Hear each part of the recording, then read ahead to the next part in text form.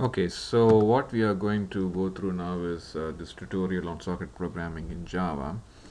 So the idea behind sockets is they are like kind of the APIs, application programming interface. So your programs, applications interact with the underlying communication channel using the socket API.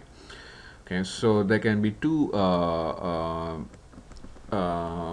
or three forms of communication: unicast, multicast, and broadcast. We'll specifically focus on unicast and multicast in this manual and the projects.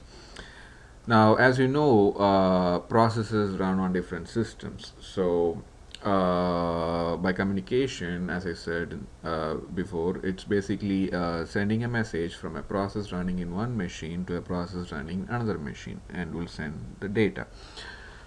So what we need is, first of all, how to identify these processes. So if you go by the process ID, we would not be able to have a specific ID assigned for a process all the time, because each time we instantiate the process, the operating system is going to assign a different ID for the process.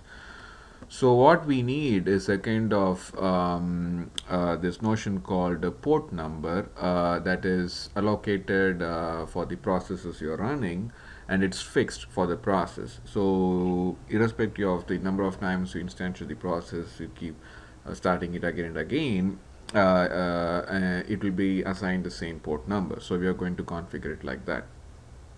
Okay.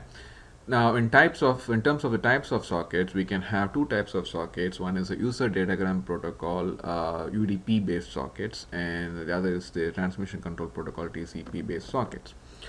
UDP based sockets are connectionless, which means if I want to send a message to a particular process, I just open up the socket and send it. If I want to send another message, I could use the same socket and send it, or I could open a different socket and send it. But the thing is, the messages are sent independent of each other, and they're also message based. Message based means you send things as one single message. It's not like you're sending a sequence of bytes or a sequence of integers or things like that. You just put things as a message, a package, and just send it out. Okay, and each packet travels independently or individually. Okay, now the TCP based sockets or connection oriented sockets, where you open a kind of a stream, a logical connection between the sender and receiver processes, and you keep inserting whatever you want to send, say a sequence of bytes, a sequence of integer characters, whatever the things that you want to send, you put into the stream on one end and it's retrieved on the other end. So it's not like a message sent independent of each other. It's like a continuous sequence, a stream of information that's being sent. Okay. So what we will do now is, so we'll go through the specific programs in this manual. And so what I have also done, as you see here, for so we'll start with this connectionless sockets. So for connectionless sockets, we need this datagram socket. Okay, let me increase the size. Hmm.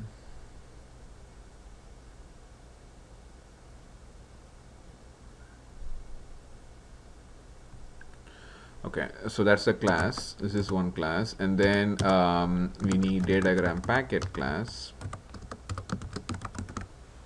Okay, so these are the two classes we'll need. And for the, so this is for connectionless sockets. Now for connection oriented sockets,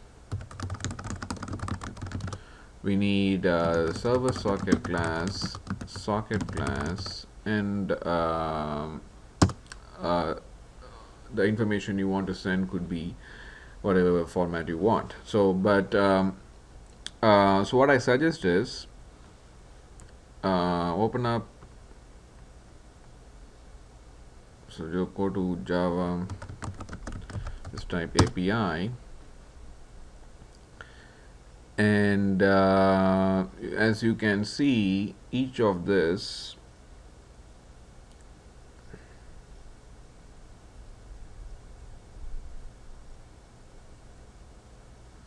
So this is datagram socket.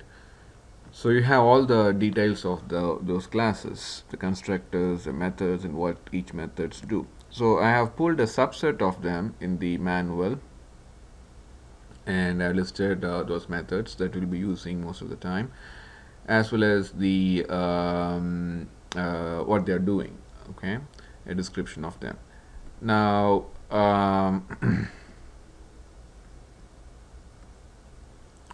so same thing you could see for the connection oriented sockets, the methods for those two classes, and the and what they do. Okay, so we'll stop this video with this, and then in the next set of videos we'll go through the specific examples.